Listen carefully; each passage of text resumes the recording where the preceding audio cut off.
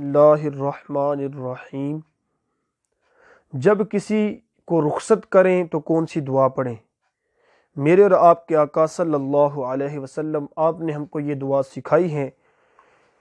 ترمذی شریف کے اندر یہ موجود ہے کہ حضور صلی اللہ علیہ وسلم جب کسی انسان کو رخصت فرماتے تھے تو آپ یہ کلمات اپنی زبان مبارکہ سے جو ہیں ادا کیا کرتے تھے۔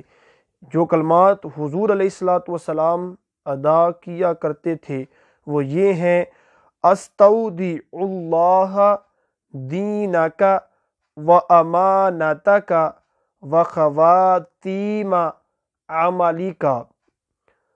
آگے حضور علیہ السلام نے جو ہمیں کلمات سکھائے ہیں، یعنی جب بجلی گرجے تو کون سے کلمات پڑھیں۔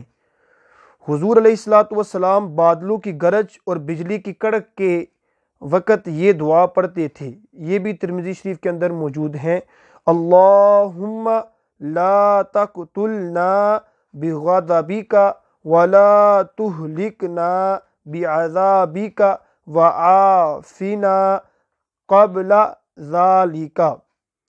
اور جب طوفان آتا، آندھی آتی، تو حضور علیہ السلام کون سی دعا پڑھا کرتے تھے؟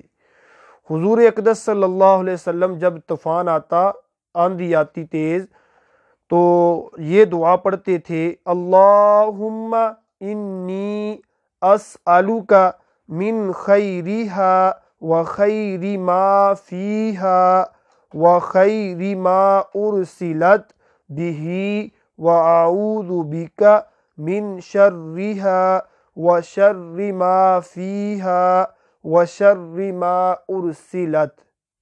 دعا ہے کہ اللہ تعالی ہمیں حضور علیہ السلام آپ کی سکھائی ہوئی دعائیں پڑھنے کی توفیق عطا فرمائے اور ان کے اوپر عمل کرنے کی توفیق عطا فرمائے۔